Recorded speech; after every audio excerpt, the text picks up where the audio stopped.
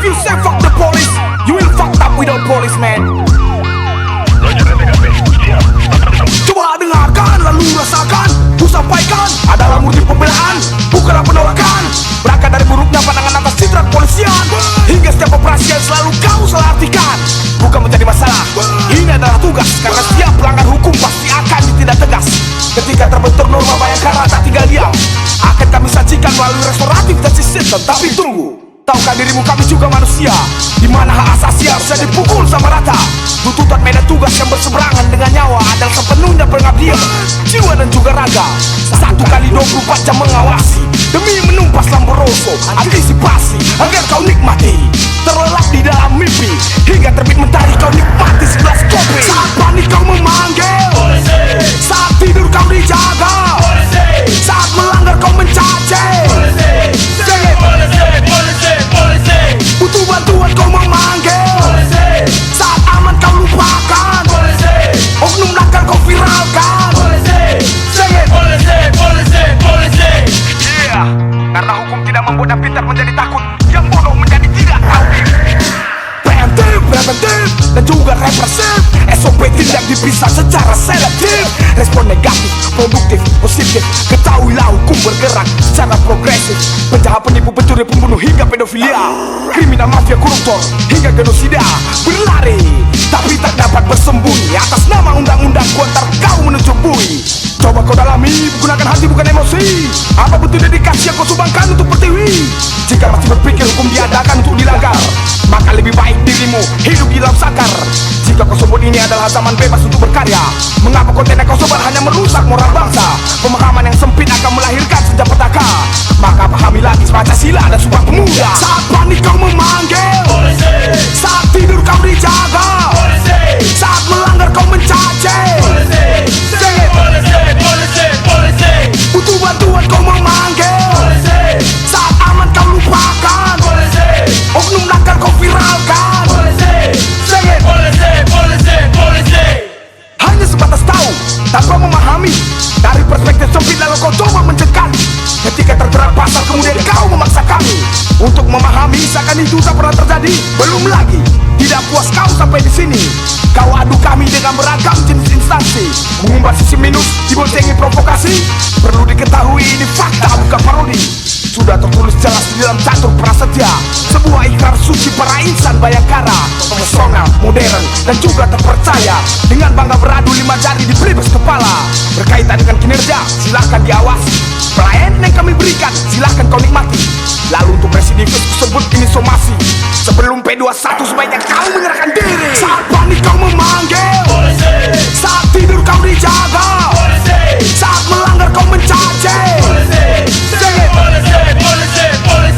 Butuh bantuan kau memanggil, saat aman kau lupakan, oknum nakal kau viralkan.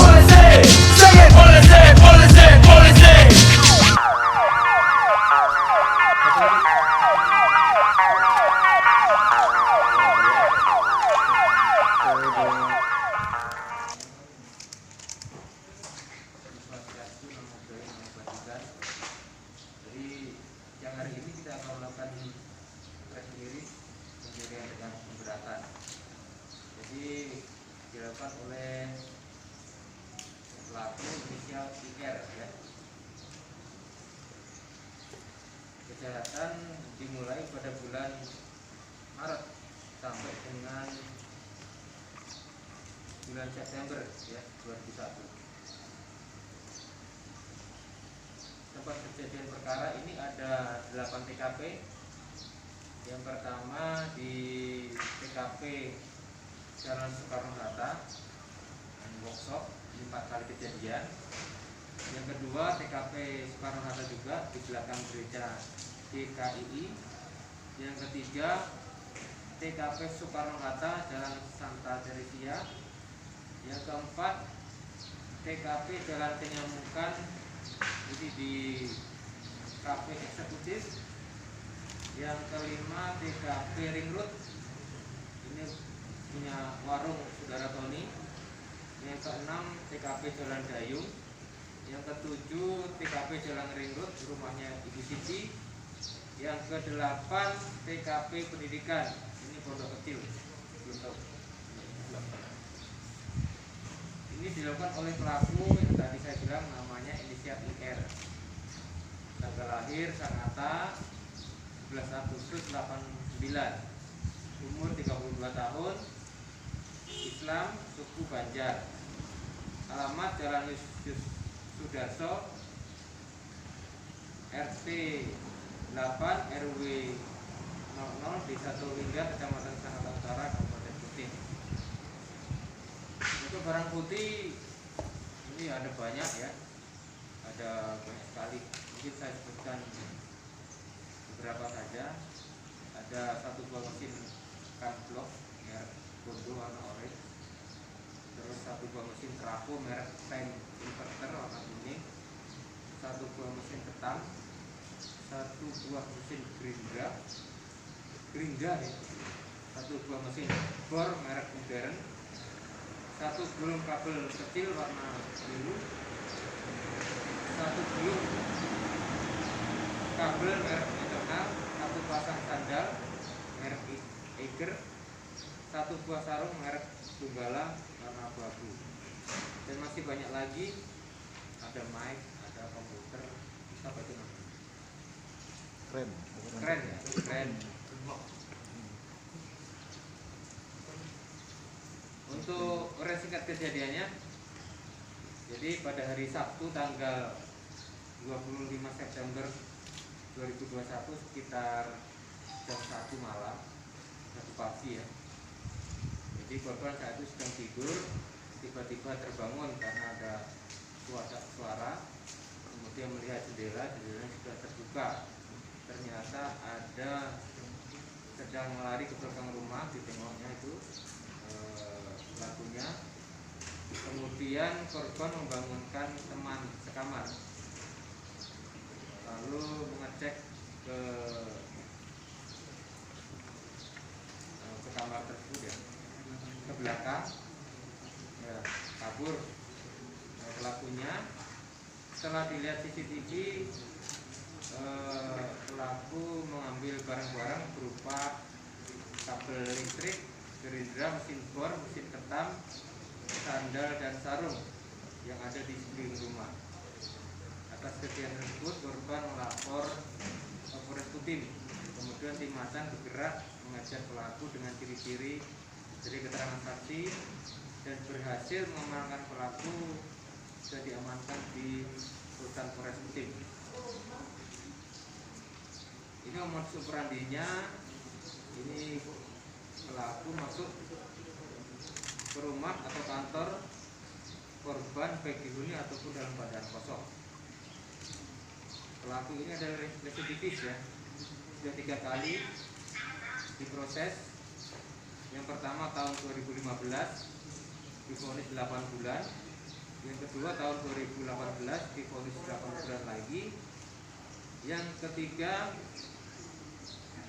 tahun 2019 divonis 1 tahun 3 bulan. Ini berarti yang keempat sekarang. Pasal disangkakan pasal 363 KUHP, ancaman maksimal 7 tahun penjara. Jadi ini barang buktinya dari pengembangan ya, dari kejadian-kejadian yang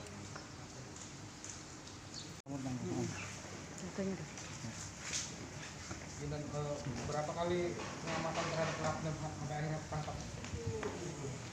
Kalau pelaku ini sudah diamati oleh tim Macan, itu sudah dimonitor sejak bebas yang terakhir kalinya itu.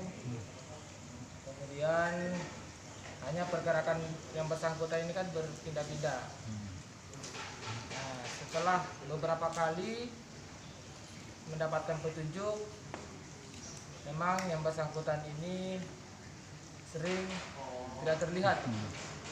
Kemudian terakhir kali ketika kita mendapatkan informasi dari saksi yang pada hari Sabtu kemarin, kemudian akhirnya seluruh dari tim Macan ini digerakkan full, kemudian alhasil berhasil diamankan di salah satu kontrakan, kebetulan bersama dengan orang tuanya. Dari hasil pemeriksaan lebih lanjut, apakah saat menjalankan aksi kejahatannya seorang diri atau ada rekanan lain, Pak, dan dari pemeriksaan pengakuan tersangka dan ya. Dari hasil pengakuan dilakukan seorang diri, kemudian dari hasil keterangan saksi dan petunjuk juga yang bersangkutan memang adalah single fighter dan lebih banyak dilakukan dengan menggunakan celana atau celana pendek atau kolor. Terus dan bagaimana ini kita bisa mengenali pasti ini pelakunya? Itu pakai metode teknis apa dari reskrim? Nah, ini untuk metodenya itu rahasia dari tim Macan. Tapi memang dari latar belakang riwayat dia itu juga bisa dari situ dan ya. Karena yang bersangkutan sudah 3 kali sebelumnya diterkam tim Macan, tentunya baunya pun diketahui. Jejak kakinya pun juga mungkin sudah hafal dari rekan-rekan kita di lapangan. Butuh waktu berapa lama dan nangkapnya? Ini kemarin dari 25 sehari. Sehari. Ya, kurang dari sehari. Rekan-rekan langsung bergerak cepat. Lebih banyak dilakukan dengan buka baju. Sepertinya dia Ada ilmu ya. ada keyakinan tertentu yang belum diyakini beliau. Jadi tiba-tiba terbesit tanpa menggunakan busana. Mungkin jika malam hari kurang nampak, ya kan? Terus Bang, dari hasil ini Pak Kasat, BB ini ada yang sempat dijual nggak tadinya? Sudah ada yang ada hasil 500.000. Yang selebihnya masih juga kemarin sempat kita amankan di beberapa orang. Jadi termasuk Ada. penadah apa gimana Anda?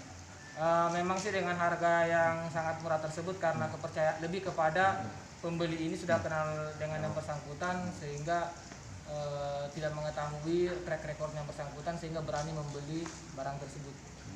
Tapi semua sudah kita sita. Kira-kira berapa semua nilai Kerugiannya Kalau di Kisaran ini aja. kurang lebih dari 6 juta semua ini. Karena sifatnya semua barang bekas. memang spesialis rumah kosong ya. Spesialis rumah kosong dan di malam hari dan juga tidak peduli sih kosong atau enggak. Cuma banyak dilakukan di siang hari, di malam hari. Awalnya memang dari laporan yang pihak dicuri ke kita ya. Ya. Jadi laporan dari beberapa kali TKP tersebut, akhirnya setelah kita mendapatkan laporan yang terakhir, melihat daripada ciri-ciri keterangan saksi dan petunjuk, akhirnya kita yakin bahwa yang bersangkutanlah juga saudara IR inilah yang melakukan perbuatan tersebut. kasus yang sama ya? Ya, jadi 3 kali sebelumnya itu yang bersangkutan ada pencurian mesin potong rumput, ada burung, ya. Kemudian ada kamera. Terus untuk penegasan dan ini pasal yang dikenakan selaku kasat lah. Penegasan untuk pasal yang Tentunya dikenakan. kita mengenakan pasal 363 pencurian dengan pemberatan. Di sana dengan ancaman maksimal 7 tahun penjara.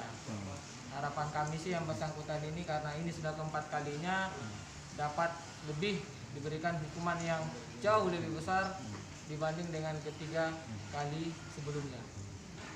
4 kali tadi ya. Ya, Kali. Dan pelaku pernah melakukan kekerasan kan tidak beraksi atau gimana? Mungkin keterangan dari korban. sejauh ini belum ada. Belum.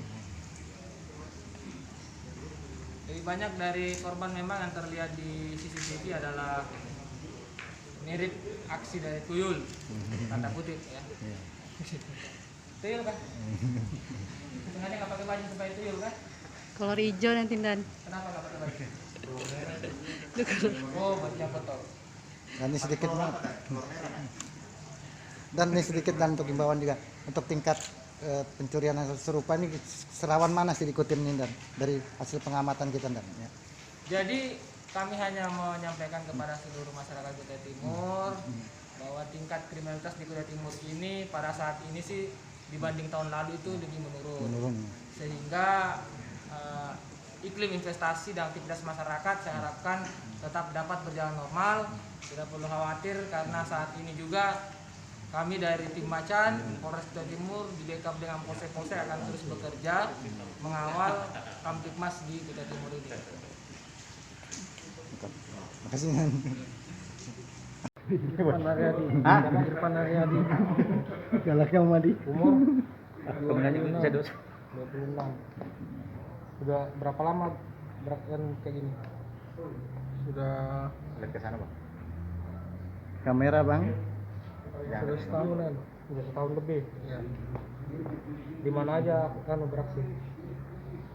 Keliling. Di seluruh Sanata sini aja kah atau sampai ke pedalaman? Sanata. Itu kok bisa banyak alat-alat bangunan itu? Ya, untuk apa? Banyak lokasi. Lokasi bangunan memang diincar. Iya. Itu melakukan aksinya sendiri memang atau ada rekanan lainnya? Sendiri. Iya. Terus hasilnya kalau tadi berhasil mau diapakan itu? Mau dijual untuk kebutuhan apa itu? Kebutuhan hari-hari. Sudah berkeluarga? Belum. Sejauh ini sudah berapa yang dijual? Hasilnya yang sudah diterima? 500.000. Yang sudah pernah dari hasil penjualan itu? Iya. Berapa lokasi? 4. Bisa apa semua ya? Ingat 4. Kalau aku perlu penjara ya. Oh siap. Sudah sejak lama kak melakukan aksi kejahatan ini udah berapa tahun seingat kita? Bol rumah. Sekitar berapa tahun? 3 tahunan. Itu gimana kok bisa melakukan aksi kejahatan? Apakah karena ada dorongan atau memang gimana ini? Bisa dijelaskan? Aksi kejahatan yang kita lakukan ini di latar belakangnya apa awalnya? Kok sampai kita berbuat hal yang demikian? Karena kebutuhan ekonomi. Iya. Enggak ada kerjaan kan? Enggak ada. Kenapa enggak mau jadi tukang batu? Itu kan jelas itu tiap hari itu 200.000 tuh. Daripada kau dikejar-kejar begini, Asli mana mas? atau enggak mau kerja berat? Iya, enggak mau kerja berat memang. Susah nyari kerjaan. Enggak, kamu dulu sekolah di mana? Enggak sampai SMA apa? SD. Oh, SD ya. Dulu kan sempat bekerja nggak sebagai apa gitu? Bangunan. Oh, pernah jadi kuli bangunan. Jadi dari pengalaman bangunan itulah dilakukan ada niat muncul untuk kejahatan itu ya, untuk alat-alatnya itu kan saya lihat dari perkakas bangunan ya. Iya. Pernah bobol rumah? Nah, Ada berapa rumah di Bogor? ada 2. Lewat jendela. Iya. Pernah ketahuan? Belum pernah. Apa aja alat yang dibawa untuk beraksi? Enggak ada. Pisau mungkin apa? Ya ada pisau itu. Pisau dapur. Pisau dapur ya. Itu untuk apa itu? Ya, pisau dapur motong-motong. Untuk motong-motong. Motong-motong apa? Bisa juga dipakai ngancam kayak itu. Udah ada. Sudah ketangkap gini mana perasaannya nih? Cik, Ya. perasaannya gini sudah ketangkap gini gimana nih perasaannya? Nyesel atau apa? Ya. Sangat menyesal. Lu tinggal di mana? Ya. Tinggal di mana? Di Kutai Indah. Di mana? Kutai Indah. Gang Kutai Indah. Rumah sendiri kita pulang. Kontrak. Enggak. Nah, itu Ya. kan sudah 3 tahun beraksi, 3 tahun kan. Barang yang paling besar aku ambil pernah apa? Belum ada. Belum ada. Terus sebelum apa aja selain ini? Kan itu sudah 3 tahun melakukan ini. Iya. Begitu juga. Oh, Karena ngincar. elektronik pernah. Ngincar alat bangunan aja berarti ya? Iya. Hasil kejahatan gini ada penadahnya nggak? Dijual kemana itu? Enggak ada. Jadi spontan aja nawarkan. Iya. Tapi tahu itu barang hasil kejahatan ketika kau tawarkan. Enggak tahu. Berarti ngincarnya memang alat bangunan ya? Itu kalau alat bangunan itu cepat dijual kan? Kalau Ya. cepat dijual? Enggak ada.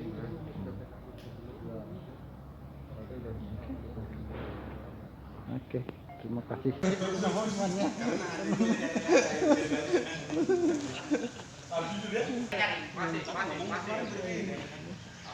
Kira-kira setelah ini Pan, kamu masih mau nyuri lagi kah? Bang Hotman, itu Hotman Paris. Aku lupa kemarin gue bilang tergantung. Kalau kali ini kok tipu-tipu saya ini Pak. Kemarin dia tergantung.